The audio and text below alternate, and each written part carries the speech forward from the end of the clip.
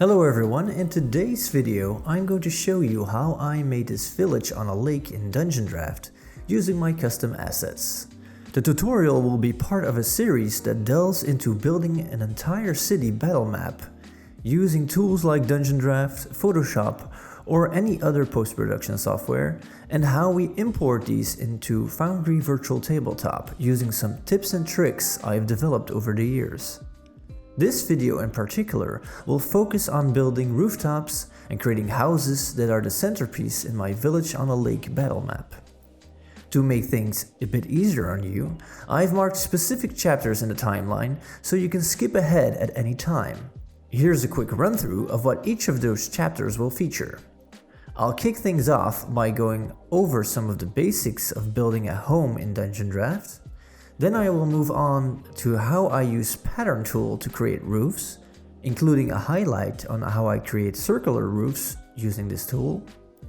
I'll also take some time to run you through the thought process of building fantasy homes, turning buildings into prefabs, and then using these prefabricated buildings to sketch out a village map. Once we finish the sketch, we'll return to DungeonDraft to build the roads and areas around our building, using the trace image function and how I export the final product for post-production in Photoshop. Last but not least, we'll be working on our shadows and turning the entire map into a nighttime map. Building homes in DungeonDraft is quite simple, and I've talked about it in previous tutorials as well. If you're familiar with the concept, I suggest you skip ahead to the next chapter, but for those of you who'd like a refresher, the way I build structures in DungeonDraft is by using the wall tool to create the layout of my home, placing pillars on all the cross sections that support the integrity of my buildings. At least that's how we'll sell these pillars as part of the design, but in actuality they're put there to hide any blemishes in the texture from where they're stretched to turn the corner. Next, I'll draw out a floor using the pattern tool, add in a door, and place some objects inside my structure to bring it to life. I'll go into more detail on the thought process of what I actually all put inside, but first let's move on to how I create roofs in DungeonDraft using the same tools I use for my floors, the pattern tool. We'll move up a level so you can see the roofs I've built so far, and compare this level with the one underneath so you can see what we're actually placing our roofs on top of. Checking out some of the pre-made roofs here, you can see that I use the coloring tool that you can use on any pattern to add shadows to my roof. For a pre-colored roof, you just need to slide down the coloring from the standard white to black. My colorable roofs follow the exact same principle with an added bonus that you can really pick any color you'd like, or even use the eyedrop tool to pick any color you'd like. If you want to make sure you get the coloring exactly right, you can even simply copy the hex code at the bottom and paste it on top of the hex code you'd like to fix. Now, let's talk about how I create these roofs and why I use the pattern tool to do so. Outside of the fact that you can recolor any texture drawn using the pattern tool, as we've just seen with our pre-made roofs here, the pattern tool also allows us to leave an alpha layer in the texture we create, meaning I can actually draw in the edge of a roof and leave a blank spot for where the next roof texture begins. Each pattern is a 4x4 shape that is repeated sideways and upwards, connecting seamlessly to the next one. By leaving a gap on the edge of our roofs, all we have to do is draw a large shape to figure out where the alpha layer, or the gap between our roofs, is located. I designed it so you can simply snap onto the grid and pull the box for creating a pattern right underneath the edge of our tool here to get a perfect clean edge. What I'll do next is add some edges using the path tool. I often use fancy wooden beams to make the design stand out, but you can also use a simple black line on the sides to create a more basic rooftop design. Now that I have one on the side of my rooftop drawn out, I add a wall to mark the notch of the roof. Again, you can choose whatever you'd like here, but the key is that we're going to copy this one side of the roof, rotate it, to finish up our roof. I believe the update of DungeonDraft, which I haven't installed just yet, actually has a mirror tool that allows you to do exactly this, but a lot quicker. Now that we have our basics down of drawing a square roof, let's move on to drawing a circular roof. We go back to our pattern tool, and this time you'll notice that our 4x4 squares are filled with 4x4 circular roofs. Now, although these don't have the scalability like the standard rectangular roofs that can stretch out into infinity sideways, they still do have the colorable function and allow us to reshape the design. This isn't just handy for creating half domes or interesting slices of a circular roof, but it also makes it possible to use the circle tool to create smaller circular roofs with the same design. Using the path tool and our pack pencil here to create a nice circular roof. To make sure the line tool matches up nicely, all we have to do is hold down the shift key while drawing our shape as we connect each cross section on the grid and pull the lines towards the corner of our 2x2 grid here to make the line curve neatly around the circular shape. Once we have the layout of our patterns, we can simply keep using the same spot here to keep drawing shapes and move them to the right location on the map by simply dragging and dropping it, and figuring out on what layer we need to put it to place it on top or below our object of choice. Now that I've shown you the technical side of building structures and creating roofs, let's take a closer look at some of the buildings I've designed for this tutorial. These are houses that I've converted into prefab buildings we can use to create villages or even larger cities on the fly. Something we'll get into our next chapter for this tutorial. Key in creating top-down buildings, and it's something that took me quite a while to come to grips with, is that you need to get the most out of the colors and the textures of the larger objects that fill the space of our structures. I'm not talking about actual furniture here, but about the floors and the carpets that are placed underneath. You'll notice that almost every house in the series has a unique combination of textures used to set out the floor plan, focused on maximizing the amount of colors and textures used in each one. When mapping out a series of houses like this, I also try to make sure that each one of them has a unique shape, design, and layout.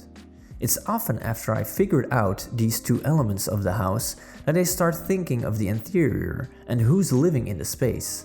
It's the minor elements that bring a building to life and make it feel like an actual person is living in them. What's nice about creating these prefab files, a file with just houses, is that we can repurpose them later on for any designs we have in mind in the future. Taking a closer look at the buildings I've used for my village on a lake battle map, you'll notice it's the same buildings but with the floors swapped out for wooden floors instead. I felt that the stone floors were a bit out of place there, but kept the wattle and daub walls as it felt like they gave the town a bit more color.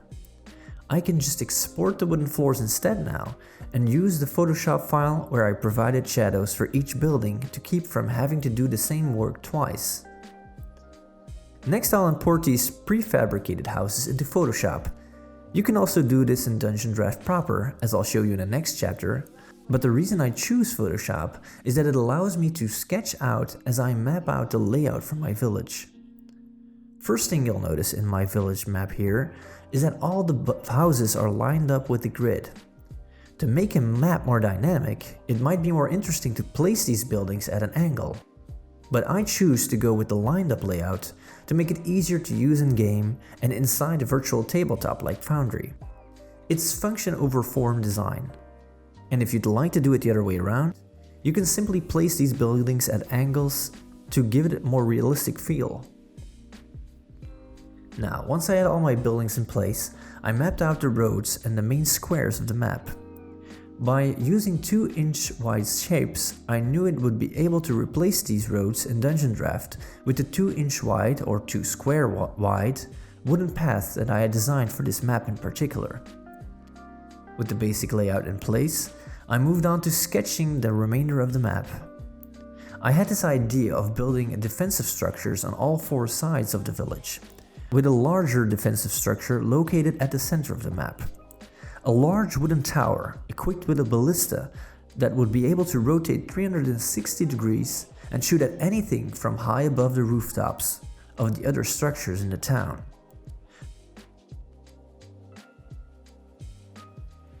The 4 other towers would also come equipped with ballistas, but smaller ones. And as they would not tower above the other structures in town, I made sure that each one of them could defend the squadrons of the village by taking into account their range of vision. These smaller towers would come equipped with a smaller ladder to get up to the top. The larger tower at the center of the village, however, came equipped with a massive staircase that went all the way around.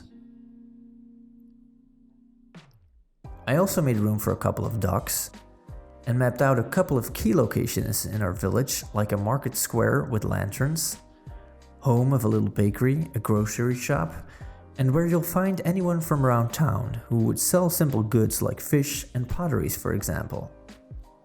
Another key element I had in mind for mapping out this village was focusing on the layout of the rooftops, making sure a player would have lots of opportunities to use the vertical space to make their way from one part of the village to the next.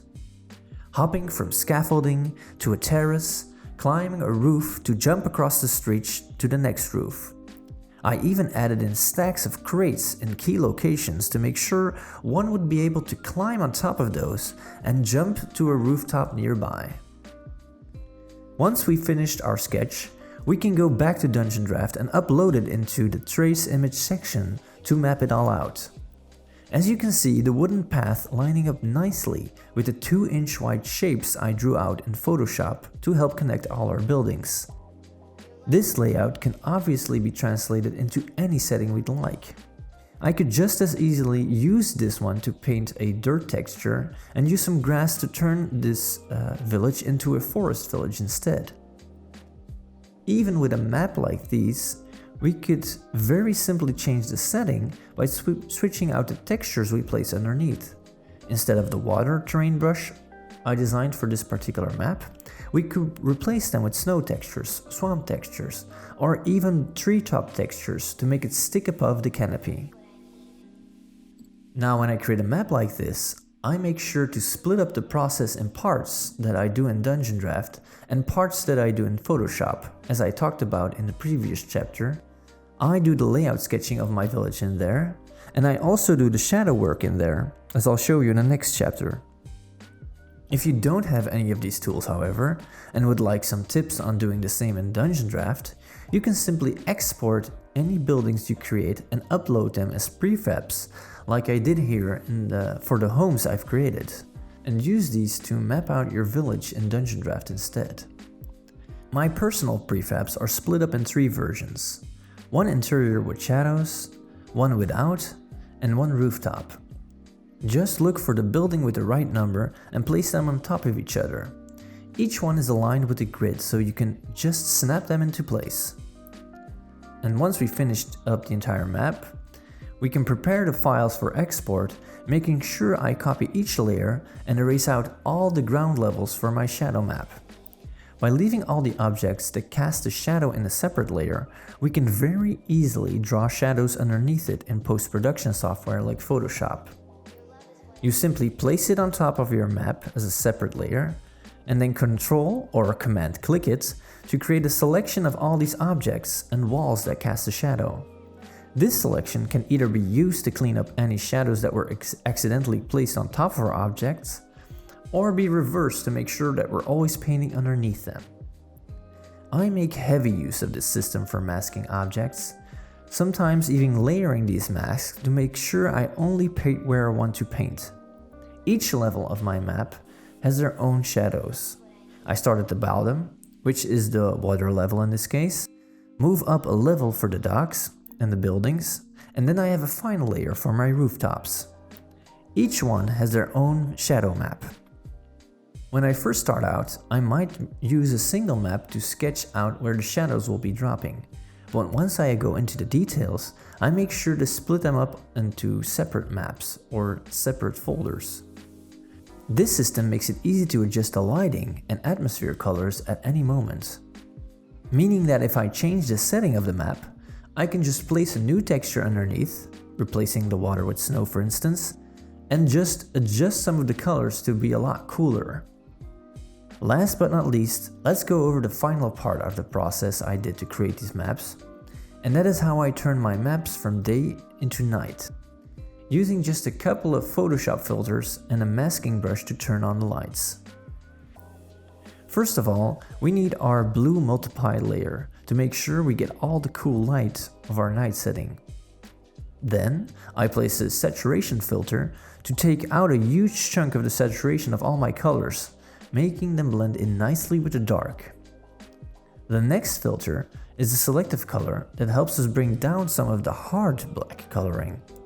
And finally, I add a color balance to really push all the colors in my painting here to blue. Once all of those are into place, all you have to do is place a mask layer on top and paint black wherever you want the light to shine through, and paint white where you want it to be dark again. When placing a light in the middle of a shaded area, shadows that are cast by the moonlight, we have to make sure that we paint out those shaded areas as well. I might not do it for every location in complex situations where I have multiple layers of shadows, but I try to make sure I do it for hard and big shadows, like the one a building might cast. For lighting inside the room, you simply have to make a selection of the room and then use a soft brush to turn on a candle or any other light source in the room on the fly.